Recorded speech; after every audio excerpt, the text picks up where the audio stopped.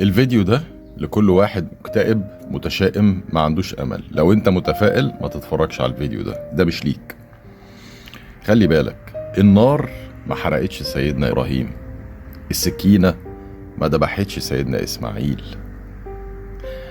البحر ما غرقش سيدنا موسى ولا سيدنا نوح، واخد بالك؟ الحوت ما كلش سيدنا يونس.